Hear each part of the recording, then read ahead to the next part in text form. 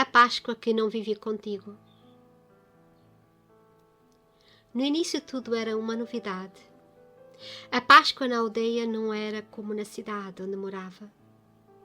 A tia Maria sempre preparava a sua casa para o grande dia da Páscoa e para receber o compasso. Limpar tapetes, trocar cortinas e arranjar alguns vasos com flores para enfeitar as escadas por onde a cruz iria passar.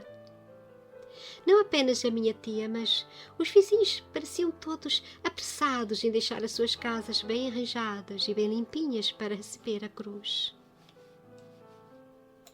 Minha mãe preocupava-se principalmente com a sala, onde todos iriam receber a cruz, e ali tudo precisava ser reorganizado para que as pessoas pudessem entrar.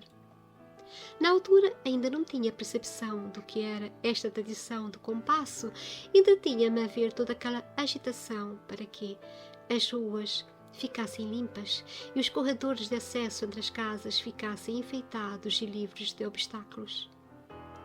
Nosso Senhor vai passar por aqui. Temos de deixar isto tudo muito bonito, diziam alguns. E sim, toda aquela preparação era como que um preparar da Páscoa especialmente para o denominado sábado de Aleluia, pois no domingo o compasso iria passar pelas casas da aldeia.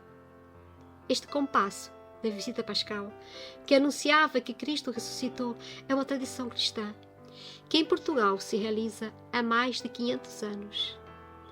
Esta expressão compasso da visita pascal deriva em sua origem na expressão latina crux cum passo domino, que quer dizer, de maneira mais abreviada, cruz em que o Senhor padeceu. O costume desta tradição já vem da Idade Média e era uma oportunidade do pároco de cada aldeia visitar as casas dos seus fiéis, pensando não só a estes, mas os locais por onde passavam e entravam. Por isso, inicialmente, apenas padres poderiam empunhar esta cruz paroquial, em todas as cerimônias, incluindo na visita pascal. Quando o padre trazia a cruz às casas, trazia mais que uma cruz, muito mais que uma tradição. Trazia Jesus Cristo para também entrar no ar físico interior de cada uma das pessoas que compunham as famílias visitadas. Este Cristo que aqui está na cruz, esta forma de viver que Ele ensinou, deve reger a nossa vida, não apenas na nossa casa, mas para além das portas desta, pois toda a comunidade se une neste mesmo compasso pascal, como uma mesma família, compartilhando as suas dificuldades e alegrias. O teu vizinho é o teu parente mais próximo, em caso de calamidade. Se ele ama Deus, ama o próximo, e o próximo pode ser tu, ou o outro, que próximo estar e precisar. Esta cruz pascal, com o passar do tempo, foi sendo enfeitada com flores assim à vista de todos, e ao longo das ruas e vielas, subidas e descidas, montes e campos, estradas de pedra ou de terra, desde que uma porta se abrisse, lá entrava com esta mensagem: Jesus ressuscitou, aleluia, aleluia. As crianças, especialmente, acompanhavam a correr, de um lado para o outro, a seguir os sinos que repicavam a anunciar a passagem desta cruz pelas casas. Em certos lugares, fogos de artifício assinalam o início do compasso e o fim do mesmo, onde atualmente se reúnem todas as cruzes pascais que andaram pela aldeia. Falo de cruzes porque, à medida que os tempos foram passando e as aldeias se tornaram vilas e até mais populosas, o padre paroquial não era suficiente para levar a cruz pascal a todas as casas em um só dia.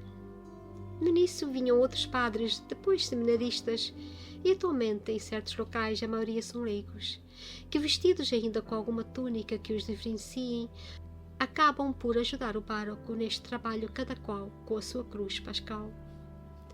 Por vezes, o compasso prossegue no dia seguinte, segunda-feira, na chamada Pascuela, em locais ou aldeias próximas que não puderam receber o compasso no dia da Páscoa, devido ao grande número de casas visitadas. A Pascuela também se referia aos dias seguintes ao domingo da Páscoa, até o domingo seguinte, que antigamente se designava oitava da Páscoa, ou Quasimodo, ou atualmente o Dia da Misericórdia.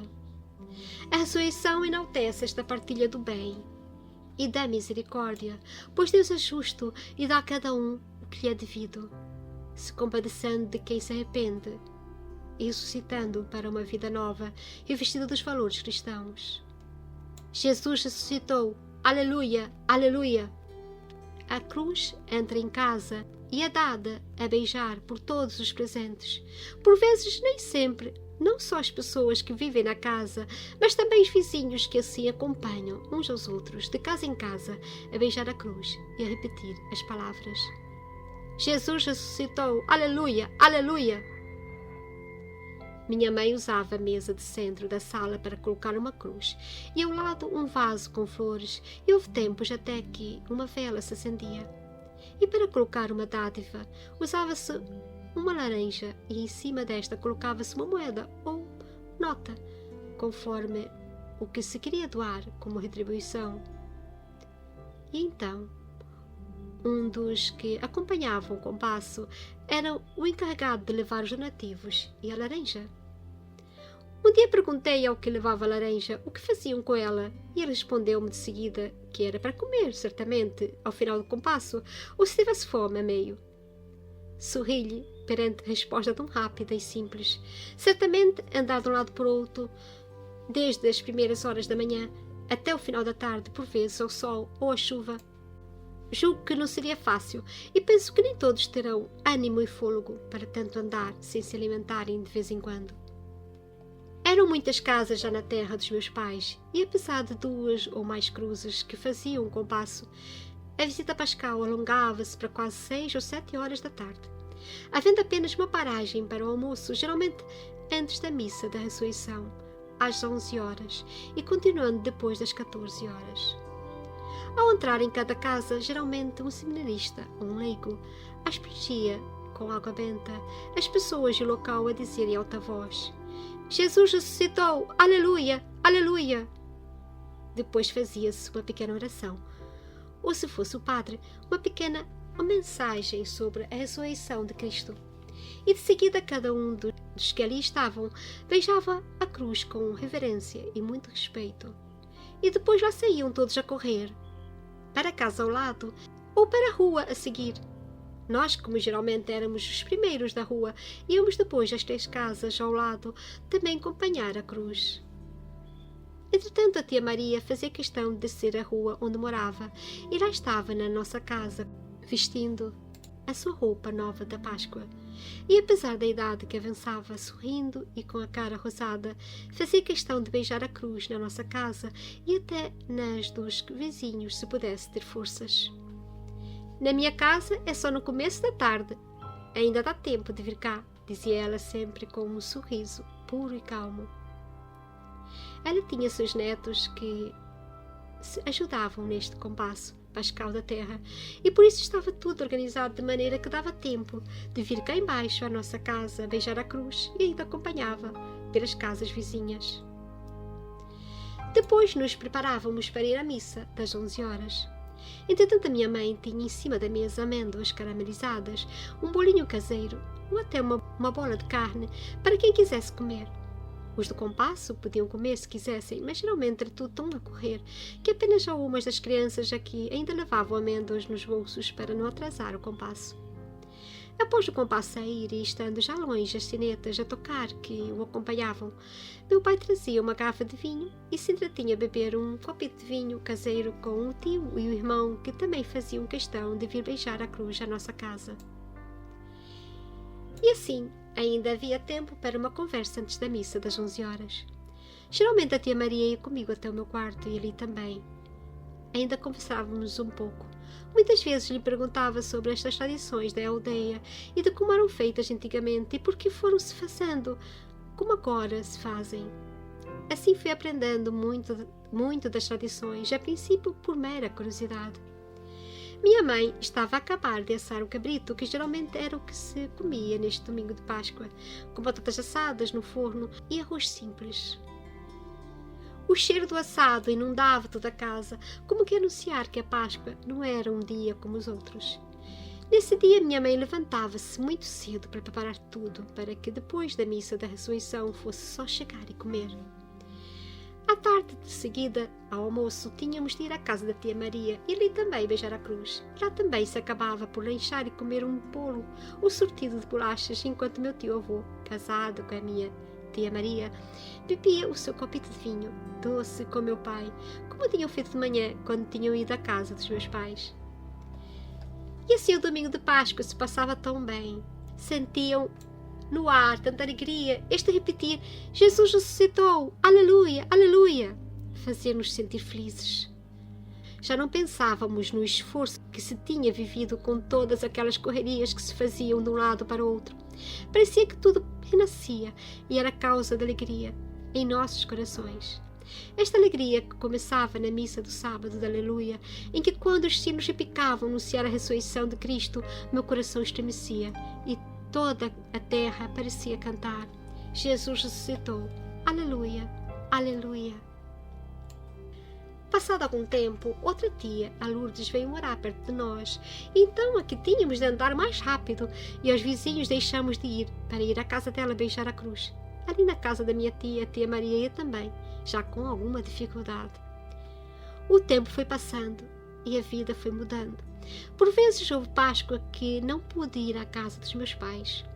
O trabalho ia-me enredando na cidade em que vivia e apesar daqui haver também um compasso pascal, parecia que algo lhe faltava, pois já não se viam seminaristas ajudar, só os leigos. Os vizinhos já não iam na casa uns dos outros. Por vezes alguns até nem queriam que a cruz pascal passasse no prédio. Por vezes era apenas eu e mais duas vizinhas que se importavam que a cruz fosse para o prédio. E ficávamos geralmente à porta atentas, deixando as plantas verdes a assinalar a entrada. A diversidade religiosa e o respeito humano exigia que se ignorasse quem não tivesse ramos verdes à porta. Eram de outra religião, ou de nenhuma, ou se calhar nem em casa estavam, pois foram trabalhar. Os dias santos já não se guardam. É preciso trabalhar todos os dias, todos os que forem necessários, seja dia de semana, domingo, ou dia santo ou feriado. Chegamos ao tempo dos trabalhos imprescindíveis e todos, aos poucos, estão a ser precisos todos os dias, 24 horas por dia. Na terra da minha mãe ainda se permitia este luxo de, aos domingos, não se trabalhar e ao sábado apenas até ao almoço.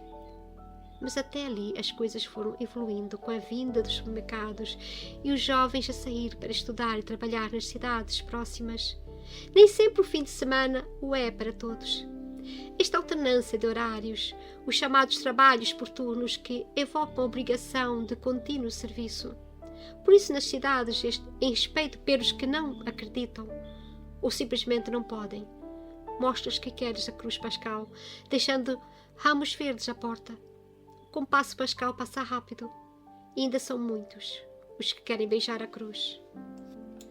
Houve uma Páscoa que resolvi passar na terra da minha mãe. Depois de uma semana de trabalho, resolvi lá ir. A viagem longa com 2 mudanças de caminhoneta. Enfim, cheguei a meio do sábado. Meus pais já mais velhos e toda aquela arrumação da casa, mas para quê?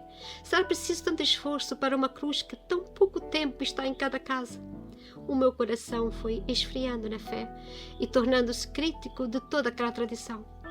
No entanto, a minha tia Maria lá vinha, apesar da idade que avançava, a asma que a sufocava, mas não impedia de vir à nossa casa, bem cedinho, como sempre. E eu ainda com o vigor da juventude, cada vez mais cansada do mais do mesmo, como pensava. Mas havia qualquer coisa que me impelia a ir à terra dos meus pais, passar a Páscoa. Era diferente do que via na cidade. As pessoas viviam aquela tradição e sempre bem dispostas. Os sinos a tocar, o ar tornava-se fresco e a alegria andava pelas ruas. Minha tia Lourdes comprou um sino e ela o levava à missa de sábado de Aleluia. Quando se picavam os sinos da igreja a anunciar a ressurreição de Cristo, ela e outras pessoas na igreja com os seus sinos picavam também. O som dos sinos de dentro e de fora da igreja ecoavam no ambiente como uma grande festa. Jesus ressuscitou! Aleluia! Aleluia! Nossos corações sorriam, mesmo que estivéssemos tristes. Naquele momento toda a tristeza desaparecia. Quando terminavam as celebrações cá fora, o ambiente aquecia-se, mesmo que no dia anterior tivesse havido muito frio, ou mesmo que houvesse chuva. Tudo se aquecia como a luz do mundo, Cristo, que venceu as trevas a arder nos corações de toda aquela gente que ali vinha.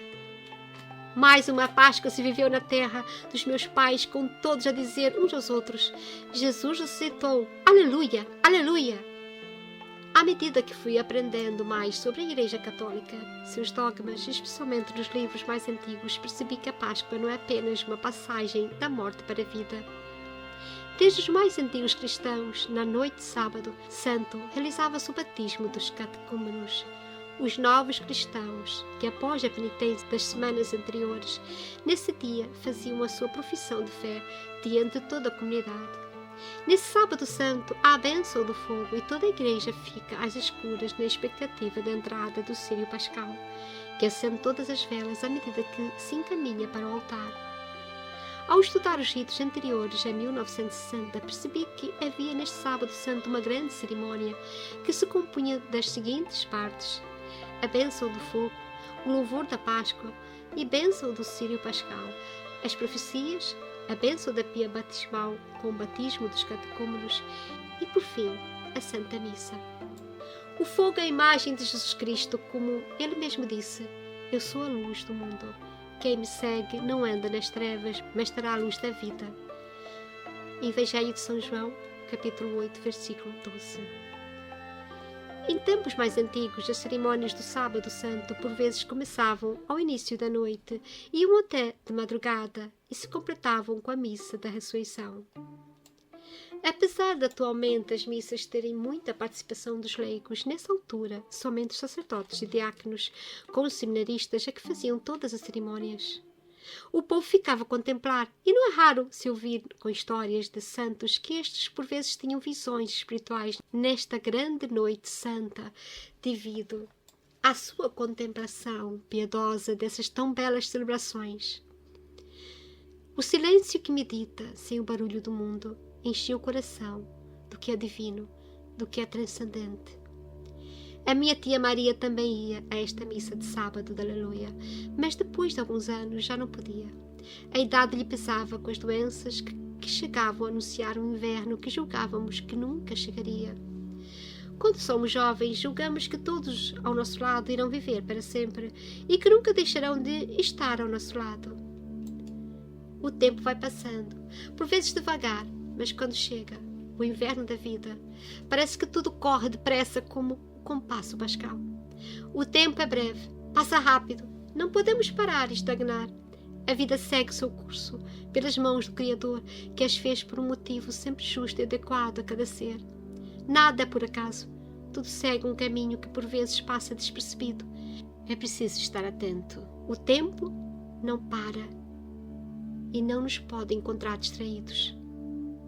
Mas julgava que tinha o tempo todo do mundo para viver. Por isso, descartar isto ou aquilo podia-se fazer.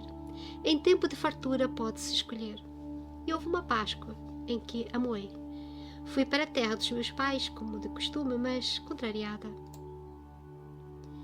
Não sei os motivos, não interessa, pois julgamos que sempre há uma desculpa quando queremos descartar algo que julgamos a mais ou que seja demais.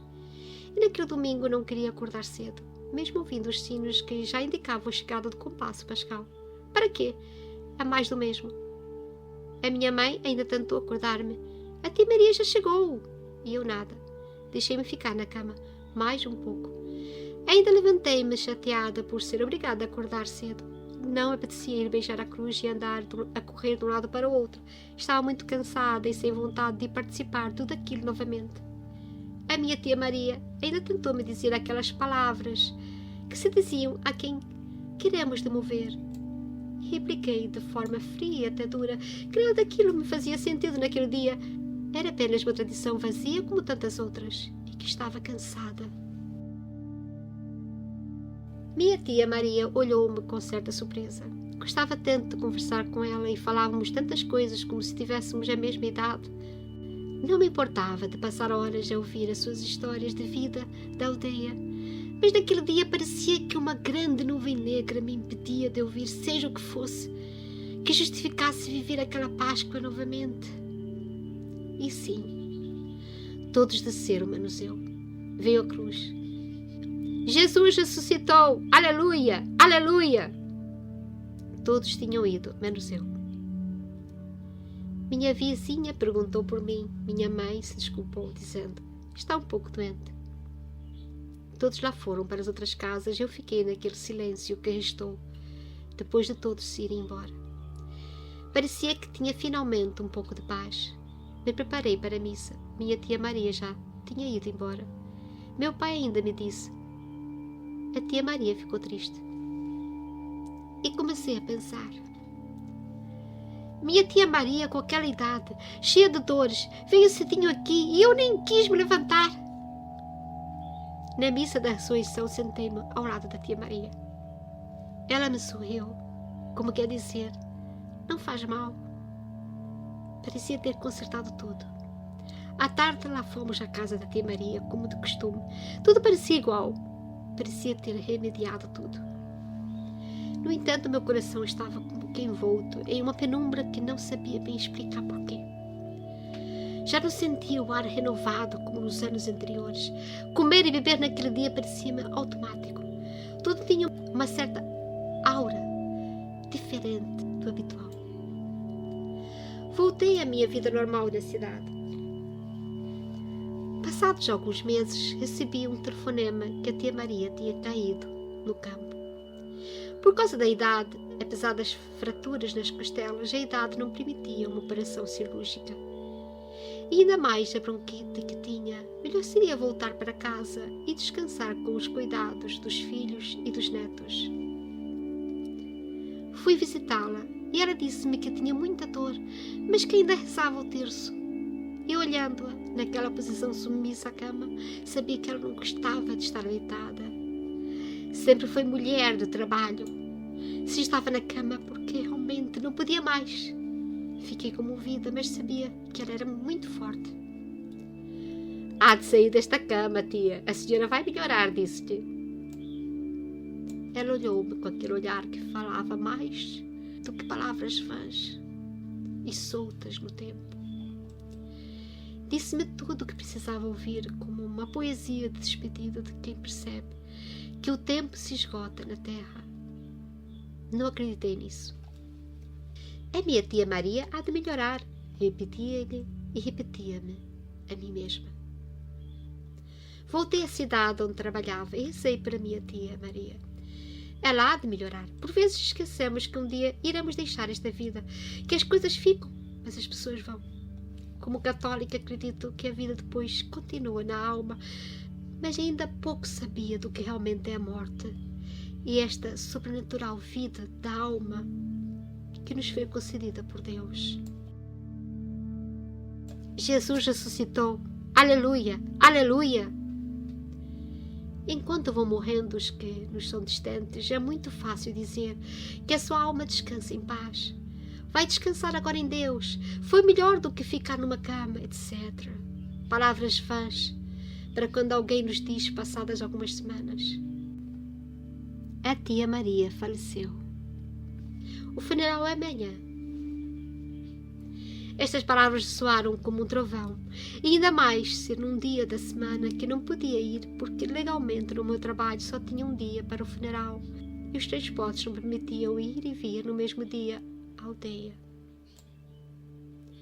A tia Maria faleceu. Parecia não ser verdade. Pedi à minha mãe que me dessem uma lembrança da tia Maria para, além das fotos, nada mais de material tinha dela. Queria uma lembrança dela como que algo que pudesse substituir aquela companhia que já não existia. Podem dizer que a pessoa agora olha no céu por ti, mas eu falava tanto com a minha tia Maria. E agora?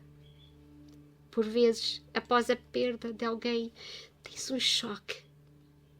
Uma sensação de que tudo permanece como antes.